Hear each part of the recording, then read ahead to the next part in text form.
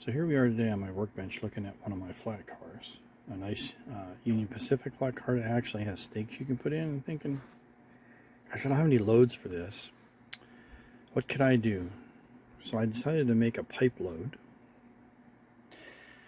So I've decided on 3/16" tubing, which scale-wise is pretty close to a 12-inch pipe, which will simulate a water main pipe load. And this is from Evergreen Scale Models, which is pretty cool place to go to. In the stores, they usually sell 14-inch pieces, which you can get 3 pieces out of one pipe for, say, like for a 34-foot pipe. If you want anything bigger than that, you can go to their website, Evergreen Scale Models. On their website, under the section Rod and Tube, you can go and choose the 24-inch.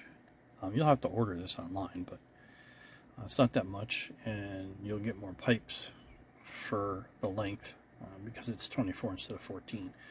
Sometimes I go there for longer pieces than I can get in the store, and their shipping isn't that bad, and their selection is really good.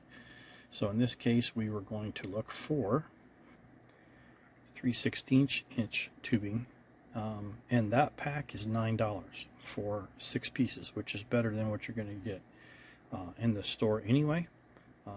So after deciding on my length of pipe that I'm going to use for the load, I cut the pipe, and then I glue them together, and then what will happen is we'll make wood slats out of balsa wood, and I'll paint the pipes the color that I want them to be, and then glue them to the slats that will be made out of the balsa wood to give it a real wood look, and then we will bind them. I'm not sure yet if I'm going to use thin, small plastic strips to be like banding, or if I'm going to use elastic thread to simulate like a rope or whatever. So I basically use whatever I have sitting around to keep these together. So there's some bottles of paint, here's some old heat sinks that I took apart. Basically, you just need something to hold the pipes together while you glue them. So there's a lot of manufacturers of already pre-assembled loads, which here is an example of one of them, which is, you know, quick. You just order it and you have it in a few days, and you stick it on your car. But it's kind of fun to do your own load. Gives you something, a little project to do for a weekend or whatever. So plus you're learning skills, which is important. So. So I made this little device to hold the pipes while I paint them in my little paint box. Basically, they're being held in by a pipe, and then we'll go ahead and spray. I've already done the other side, so now I had to turn them over to do this side, and then we'll finish up painting with some dull coat. So these are my balsa wood slats that I dipped in golden oak stain and then let them dry on the towel, and we will cut them to length and put them between the pipes. You'll see that next. So I'm just using glue, and I take it and just put a piece, dab of glue on the pipe, and then slip the slat on there. And then when I'm done with that row, I'll just put glue on the slat and then put the pipe on top.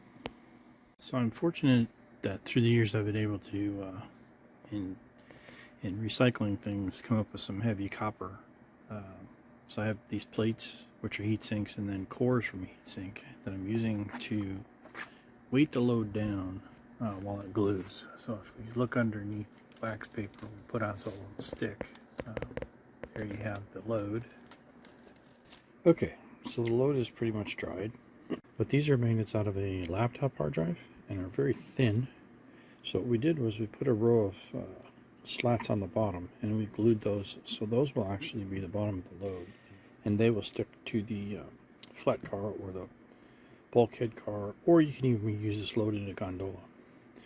So the next thing I need to do is touch up the ends because they're not painted very well. One thing I wanted to show you, when I buy paint, spray paint, and I will get a number 1208, for instance on this one, gloss light blue, and I will pick up a bottle of the brush paint with the same color, which you can tell by the fact that this is the 1108. So 1208 is the can of spray paint. 1108 is the equivalent in paint and brush paint, so I can touch stuff up and have it match. We were originally looking at putting this on the UP flat car, and it's hard to show in the video, but this actually does stick through magnetism to that car. So I guess I could do this. You can see that the load still stays on the car, which is pretty cool. So we'll go ahead and do our touch up on the ends, and then we'll figure out what we're going to use for either banding or rope to secure the load together. So I finished spray painting the load with the dull coat, which gives it a duller finish. It's not quite as shiny as you can see, and it looks a little bit more realistic. So next what we're going to do is, I think we're just going to use the elastic thread to simulate rope or chain to bind these loads together. So there we have our load with our elastic thread, which is just got a knot in the bottom and glued to make sure it doesn't move, and that's simulating a rope or cable binding the load together. So let's see what it looks like on the car itself. So there's our finished load we made for water main pipes for our flat car. Mounted on the flat car, ready to do some hauling.